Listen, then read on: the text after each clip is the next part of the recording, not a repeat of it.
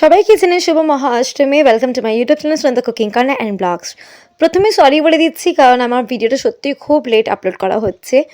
তো আজকে প্রথম স্টার্ট করলাম আমাদের বাড়ির প্যান্ডেল থেকে। বাড়ির প্যান্ডেলে ক্যাপচার করে নেওয়ার পর আমি চলে আসলাম শ্রীরামপুর। আর শ্রীরামপুরের প্রথম প্যান্ডেলে এটাই।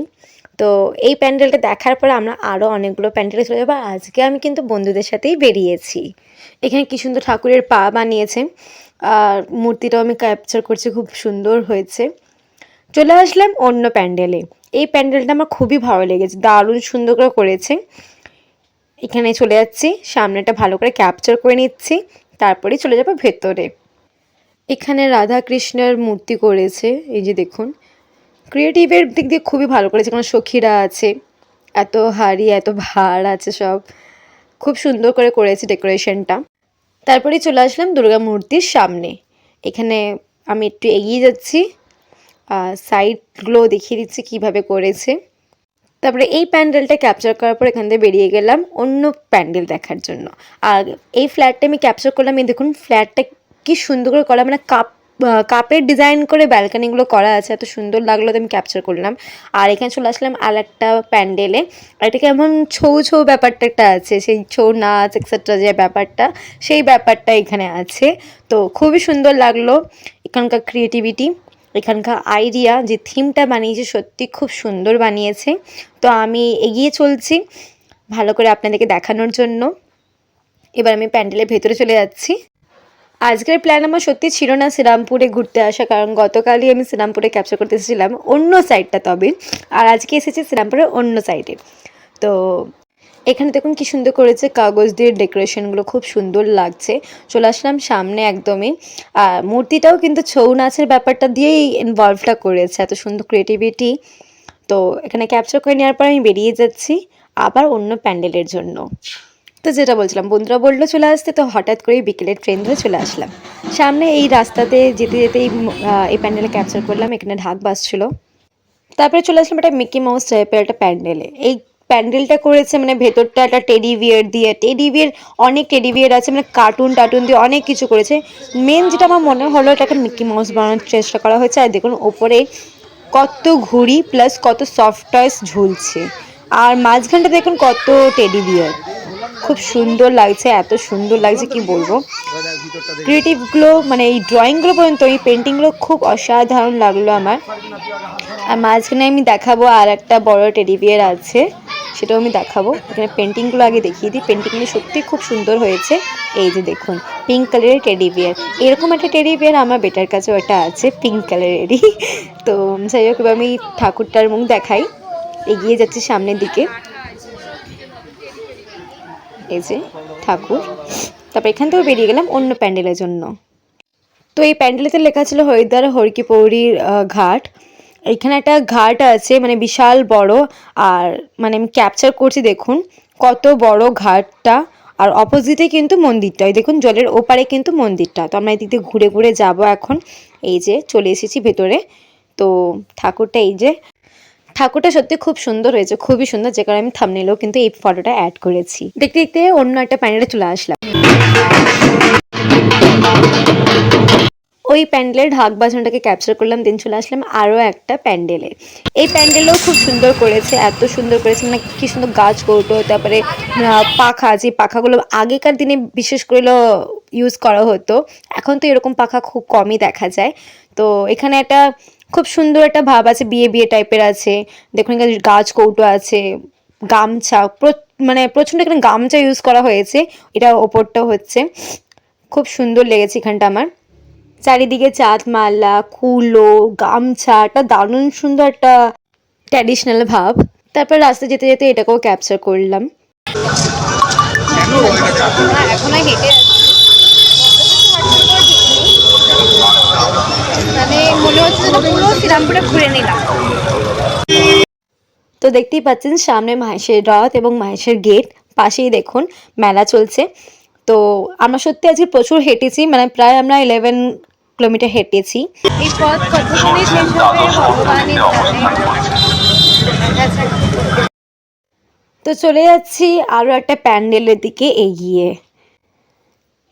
আর এই প্যান্ডেলটা আমি দেখলাম যেটা মানে রেড কালারের ভর্তি ওপরটাও দেখুন চারিদিকে কিন্তু red red red red light দিয়ে করা আছে।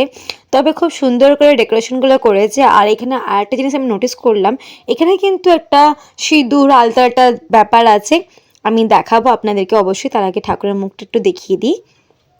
এই যে দেখুন, আর ব্যাকগ্রাউন্ডে যেহেতু মিউজিক চলছিল তাই আমাকে মিউট করতেই হলো।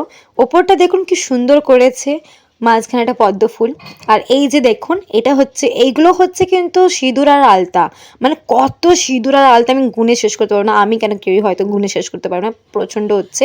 তারপর ওখান থেকে বেরিয়ে আমরা চললাম লক্ষ্মীঘাটের দিকে এগিয়ে। শিওর নই, তবে যত সম্ভব আমার যেটা মনে হচ্ছে যে লক্ষ্মীঘাটের দিকে আমরা এগিয়ে চলেছিলাম।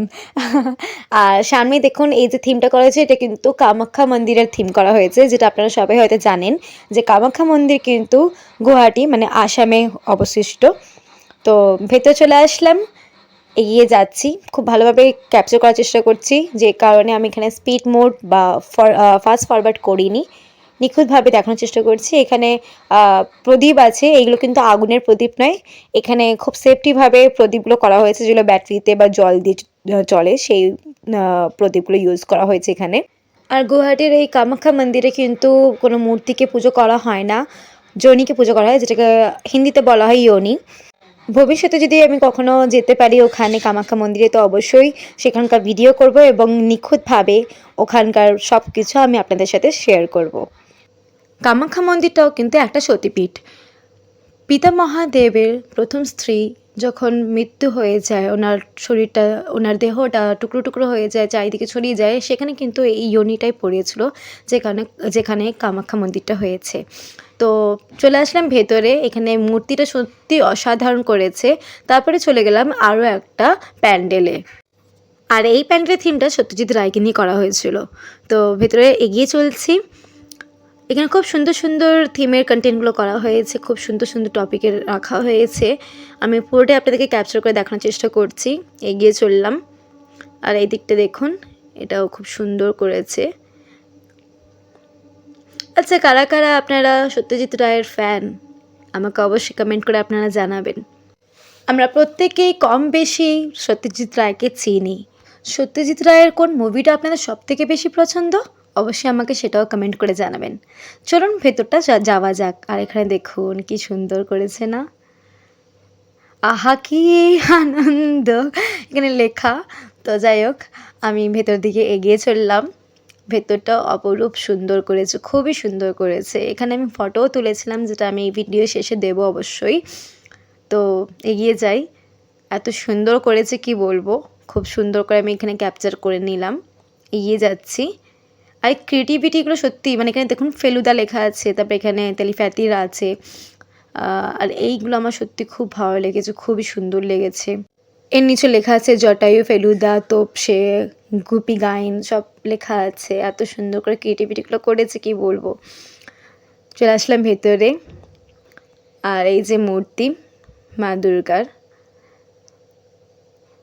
এত সুন্দর, কি ভালো লাগছে। তবে এটা অনেকটাই দূরে ছিল, অনেকটা আমাকে জুম করতে হয়েছে, আর এখানেও আমি ফটো তুলেছিলাম। আর এত সুন্দর দেখুন। এবার আমি বেরিয়ে যাচ্ছি, তারপর দেখতে দেখতে চলে আসলাম আরও একটা প্যান্ডেলে, যেখানে ঢাক বাজাচ্ছিল।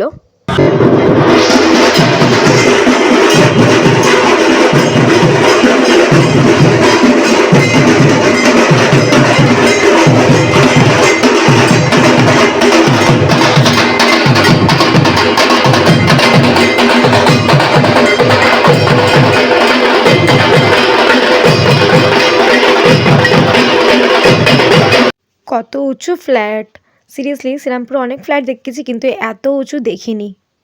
তারপরে আমরা সবাই চলে আসলাম পাঞ্জাব রেস্টুরেন্টে। তো আমাদের সবারই খুব খিদে পেয়েছিলো, খুবই খিদে পেয়ে গেছিলো। তো আর দেরি না করে আমরা যেটা সামনে পেলাম সেই রেস্টুরেন্টে ঢুকে গেলাম। আর এটা অলমোস্ট মাহেশের কাছাকাছি হচ্ছে এই রেস্টুরেন্টটা। তো দেখুন খুব সুন্দর করে ভেতরে ডেকোরেশনগুলো করা আছে। আমি এখানে বসে পড়লাম, একটু নিজেকেও ক্যাপচার করে নিলাম। আর এখানে দেখুন পাঞ্জাব রেস্টুরেন্ট দুর্গা পূজা স্পেশাল, ব্যারাকপুর, সোদপুর এবং শ্রীরামপুরের নাদের ব্রাঞ্চ আছে। তো এই যে খাবারের আইটেমগুলো দেখুন, এখানে সত্যি বলতে খাবার অনেক রকমের নেওয়া হয়েছিল, কিন্তু খাবারের কি কি নাম আমি সত্যি ভুলে গেছি। তবে খুব মন খুলে, মানে একটা কি বলবো, খুব সুন্দরভাবে পেট পুজো করা হয়েছে এত সুন্দর আইটেম দিয়ে। অনেক রকমের আইটেম নেওয়া হয়েছিল, সবাই একটু একটু করে সব রকমভাবে টেস্ট করা হয়েছে।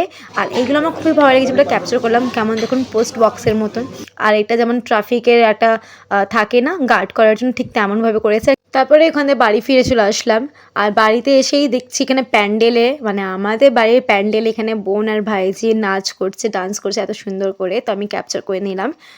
আর এখানে আজ কি রাত মজা হোসনা কা আঁখোं से लीजिए ওই গানটা হচ্ছিল। তো সিরিয়াসলি ফ্যান্টাস্টিক ডান্সার এখানে প্রত্যেককে। তো সন্ধ্যে থেকে অনেকটা রাত অবধি এখানে গান বাজনা নাচ সব চললো, এত মজা করা হলো যে কি বলবো। আর এই পুচকিটাও নাচছিল, আর এখানে তবা তবা বললে গানটা হচ্ছিল।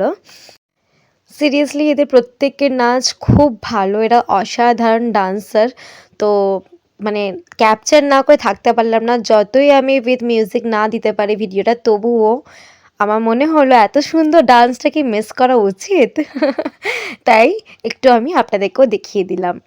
আর মাঝখানে যে ব্লু কালারের ড্রেসটা পরেছে সেটা আমার বোনজি হয়। ব্ল্যাকে যে প্রিন্টেড একটা আছে সে আমার বোন, তার মাঝে আছে ভাইজি, এরকম সব ভাইজি বোনজি বোনরা সব আছে, তারা ডান্স করছে আমাদের পুজোর প্যান্ডেলেই। সাথে সাথে সেই মুহূর্তে প্যান্ডেলে যারা ছিল তাদেরকেও আমি একটু ক্যাপচার করে নিলাম, আর একটু নিজেকেও ক্যাপচার করে নিলাম। আর এখানে লুঙ্গি ডান্স চলছে। এখানে লুঙ্গি ডান্সও চলছে। আর এই পুচকুটা, মানে এই পুচকিটা আমার ভাইজি হয়, আমার এক দাদার মেয়ে। এত পুচকি হয়, এত সুন্দর ডান্স করেছে, প্রত্যেকটা সময় ও ডান্স করে গেছে, মানে অনেকে থেমে গেছে কিন্তু ও কিন্তু থামেনি। হ্যাঁ, পুরো ভিডিওটা আমি হয়তো দিতে পারলাম না, কিন্তু সত্যি ও ডান্স দারুণ করেছে এই বয়সেই। আর এই সময় চুনারি চুনারি গানটা হচ্ছিল, আর এখানে চুলিকে পিছে ক্যা হ্যায় গানটা হচ্ছিল। আর এখানে যতই ঘুরি ওরাও রাতে লাটাই তো আমার হাতে গানটা হচ্ছিল। আমি ভিডিও ক্যাপচার করছি আর সাথে সাথে অনেক সিটি বাজিয়েছি, বাট কি করবো, মিউজিকের জন্য আমাকে মিউট করতেই হলো। আর এখানে রঙ্গবতী রে রঙ্গবতী এই গানটা হচ্ছিল, আর সিরিয়াসলি এই সময়টা তো আমারও নাচতে খুব ইচ্ছে করছিল, বাট কি করব, মানে ভিডিও ক্যাপচার করতে আমি এতটাই ব্যস্ত যে আমি নিজেকে একটু কন্ট্রোল করতেই হলো। তবে সত্যি এই ধরনের গানগুলো হলে না, কন্ট্রোল রাখাটা নিজেকে খুবই মুশকিলের হয়ে যায়। তবে যাই হোক, আমার বোন আর ভাইজি বোনজিরা সবাই এত ফাটাফাটি ডান্স করছে যে কি বলবো। হয়তো আমি ওদের সাথে পেরে উঠতে পারতাম না, হয়তো কেন নিশ্চয়ই পেরে উঠতাম না, কিন্তু হ্যাঁ, যেটুকুই হতো মন থেকে খুব নাচতে ইচ্ছা করছিল, যেটা আমি পারিনি কারণ ভিডিও ক্যাপচার করছিলাম। তো আজকের ব্লগটি এই অবধিই হচ্ছে। আপনাদের এই ভিডিওটা কেমন লাগলো অবশ্যই আপনারা আমাকে কমেন্ট করে কিন্তু জানাবেন। আর আপনারা সবাই অষ্টমীর দিনে কি কি করলেন, কোথায় গেলেন, কি খাওয়া দাওয়া করলেন, আমাকে কিন্তু কমেন্ট করে জানাতে ভুলবেন না। এবং আমি সবাইকে আবার করে বলছি, আমি সত্যি দুঃখিত এত লেট ভিডিওটা আপলোড করার জন্য, কিন্তু কি করব, অনেক অনেক মানে বিভিন্ন কাজে এমনভাবে যুক্ত হয়েছে যে আমি আপলোড করার টাইম পাইনি। তো যাই হোক, আমার ভিডিওটা যদি আপনাদের ভালো লাগে প্লিজ লাইক কমেন্ট শেয়ার করবেন, সাবস্ক্রাইব করে দেবেন যারা আমার চ্যানেল নতুন। Thanks for watching.